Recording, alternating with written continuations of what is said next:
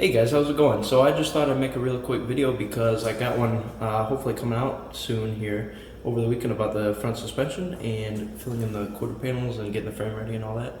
But I just wanted to talk about Project Car Burnout and Project Burnout in general, and something that I've dealt with and currently am dealing with. That's why I'm working on the front instead of the trunk panels like I should. But I just wanted to talk about from my perspective, from a 17-year-old's perspective with the first project car, and just some things that I do to help avoid that. So let's get into it. So first thing I want to say is when you're working on something of this scale, you can see here, I don't know if you guys have seen any of my other videos, but you got the whole thing here. Doing the quarters on it, and then the floor pans, full suspension. Not a frame off, but pretty close. I'd say full bushings and all that. But there's a lot of things going on. So what you have to keep in mind is big picture. You can always go back and eventually, you know, maybe 5-10 years down the line, if I still have this car, I might do a frame off once I get more experience. But for right now, you know, you got to think, okay, what are my plans? My plans are getting pans in and getting this driving towards the summertime, hopefully. And so what do we have to do to accomplish that? And the main thing is you don't want to get caught up on an area. I've spent these quarter panels, for example, perfect example. I am not too happy with them, honestly. There's a lot better ways I could have done that. When you get a professional body panel service or a mechanic or whatever they're called, they cut these quarter pans at the line there instead of welding them top. That's what I have. My current setup is an overlap of about 1 inch, which is not preferred because it can cause rust. Now, this is brand new, you know, everything's sanded down and looking shiny, but maybe 10-15 years down the line, it might get rusty again. And that's a problem because, you know, you get all your car together and everything and you love it and you drive it. You know, you might get some rain on it, some snowy conditions here living up in the Northwest, but, you know, you just got to deal with that. And eventually I might have to go in and replace the body panels again the right way, get 100% instead of 8% because it starts rusting out. But I didn't let that catch me up because I just kept moving forward. You know, once this is welded in, I really only have one option, and that's to cut it down here at this line like a professional would, and then seam weld it with these two pieces instead of overlap welding like I did. And then what I'm doing is I'm going to put body filler in, or seam sealer in there, and hopefully that'll prevent all the rust. And obviously this is all going to be welded up top, and it looks clean, but it's not perfect. You can see these rear panels here aren't going to be perfectly lined up, these taillight housings, because it's just not going to work with the current setup I have. And it's not going to be a $100,000 car. You know, this is a base model Chevelle. You know, it's not perfect, but it's what I like. And, you know, it's like I'm saying, you just have to keep moving forward.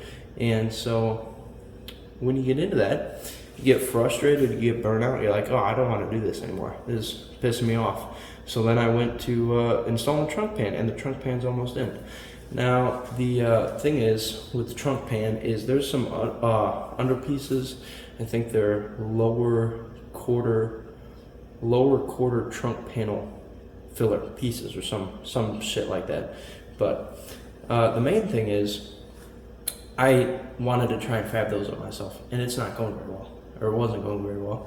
And I looked it up, they're like $40. So ordered a couple pairs of those up, and instead of spending 3 weeks on those trying to fab them myself up after I spent a whole weekend that I didn't need to doing that, I just moved over to the front. So now we're working on the front suspension, getting that all welded up, and you know, moving forward.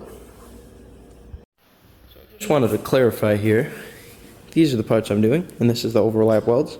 See, this is all roughed in here, and then this is more fleshed out. See, very nice and smooth, all cut and welded in, and all I really need is a little dab of Bondo to fill in these rough areas here.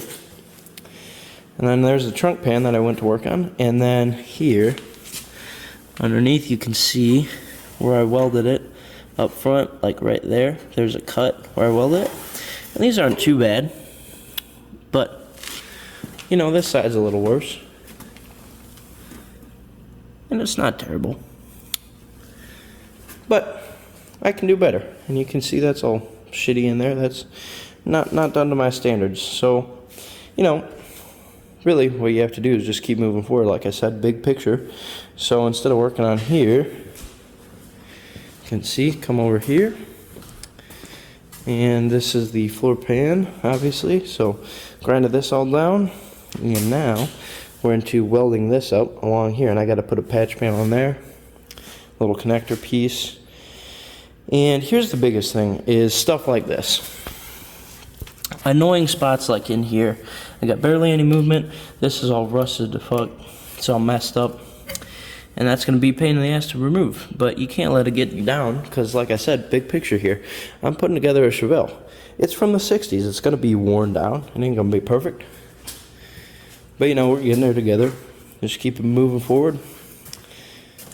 I know I've said it 100 times, but keep your head on right and keep in mind of the big picture what you want to accomplish. So, you know, that's really it. Just keep moving around. And now that's how we got to where we're at. You know, I didn't get to where I'm at now by focusing on one piece for 6 months. I kept moving around. So that's really it. I just wanted to share my opinions on that.